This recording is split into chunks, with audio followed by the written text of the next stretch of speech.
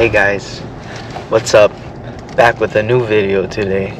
In the car with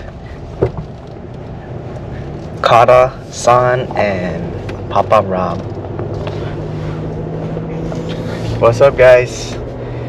Looks like we've been talking a lot about coaching, mindsets and different things, right? So it's kind of interesting. It's kind of interesting, some of the people that we follow that we know, they have similar ideas. So, one of the things I posted today on our IG story was from Joel Tudor. We did a little seminar with him over at Taku Jiu-Jitsu, and he's, I guess, some of the old school mindset, right? I'm gonna hide my secrets from you, and if you want to know the secrets to my game, then just do a private session and pay more. But Joel basically said, I'll give you all the answers. I don't have anything to hide, and then we'll all grow together. I always tell my students and teammates that if I can show you what I do, and you can start doing it to me, or you can defend the things I'm doing, it only forces me to get better. Right? It's in my benefit to continue to improve and change my game and keep progressing.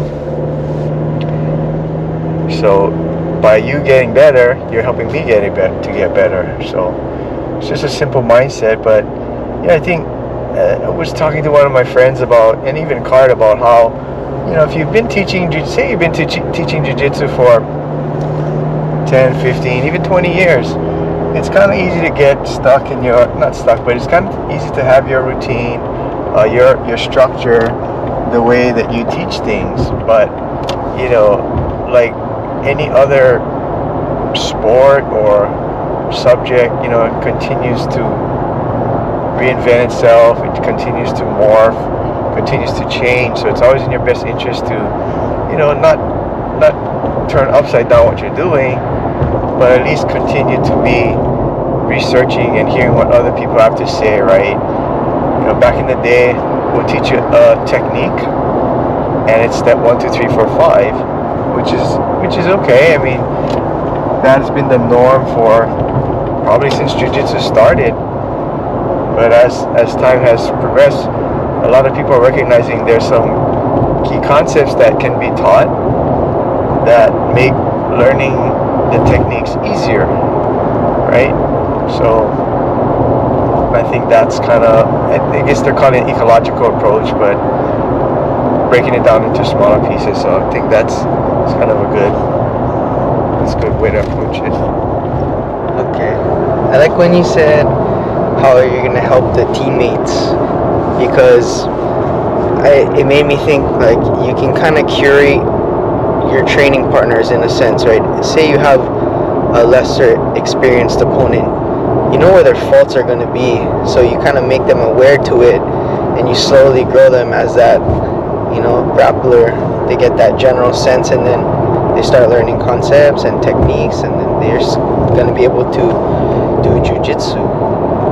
But I also thought too that if somebody tries to tell you something, depending on how they're delivering it, I'd say to try to analyze why somebody tried to tell you something, rather than to have an emotional response. Yeah, if they're being a dickhead, then fuck them. But if someone puts himself out there to tell you something, they said it for a reason, right? So just try to figure it out, and they're only trying to help you. I don't know, maybe they got ill intentions.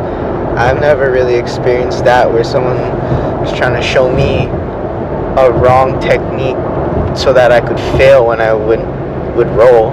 So don't be afraid to ask your partners questions, so that they're not just giving you the heat. You're looking for the answers, and they're just providing what they know to you, right?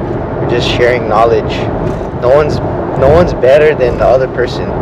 Like I said, maybe the blue belt coach has a better approach to doing this new style, even if I'm a brown belt, we're not the best, but we're just trying. So we just study stuff, add stuff, take stuff out.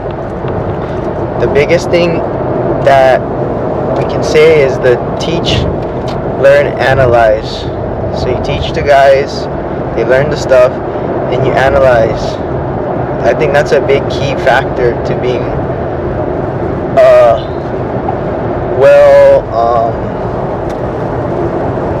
well-connected coach with your students, right? You can run the class and do the techniques, but just that extra little amount of care, I feel like you build that bond and it gives them that little trust factor to try to listen to you more,